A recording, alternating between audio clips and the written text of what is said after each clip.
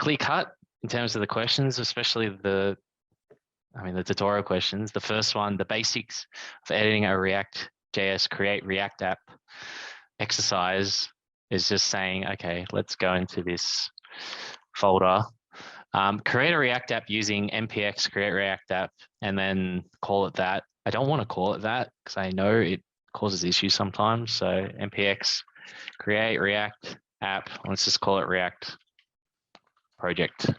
And then we run that, and this will create a new React app in your folder for you. This may take a while.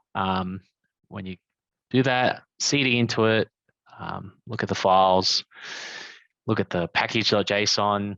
And yeah, I think when it comes to React, you probably hear about Create React App, which is also by Facebook, because Facebook made React. They also make Create React App. Create React App is very much a spa kind of creating framework.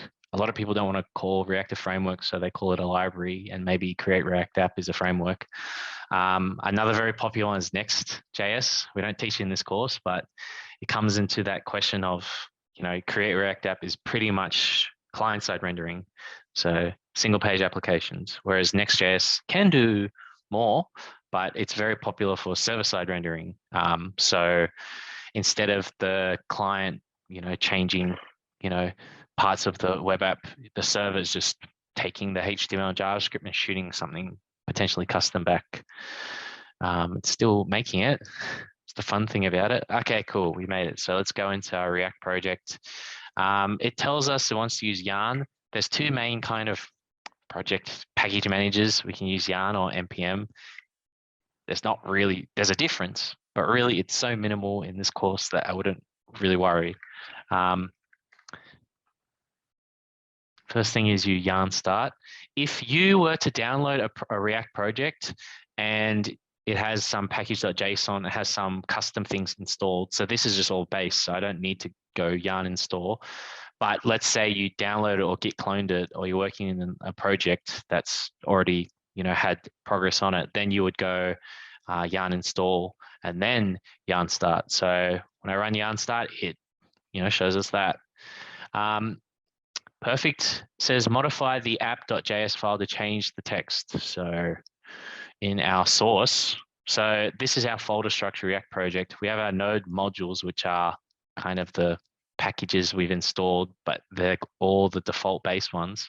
Public, which is kind of the build, I would say, and source is where we're going to do all our magic. So I think the first part of it is it starts from index.js. I'm pretty sure you guys know this document.getElement by ID root. So it's basically, render everything at this root element. And then it's just this app kind of component. And that's what we have here.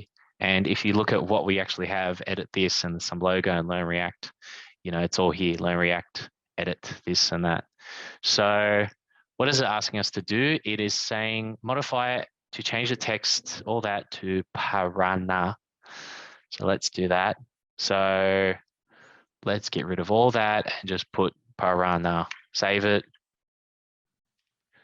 Cool, I'll even format it, never mind. And it now says Parana. I didn't have to refresh the page, just hot loaded it.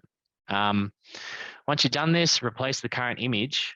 So this logo with any other image you want. I got one ready. So let's just drag my Yoshi in here. And I want to go grab import logo from yoshi.png. I'm going to save that. And what does it look like?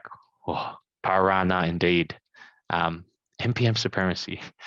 Really, I use NPM at work because most of the time when you join a company, it's already established, they've already chosen, you got no real choice. But when you're making your own projects, you have it's up to you what you want to use.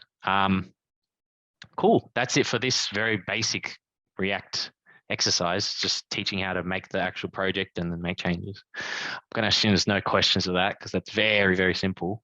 So let's stop this.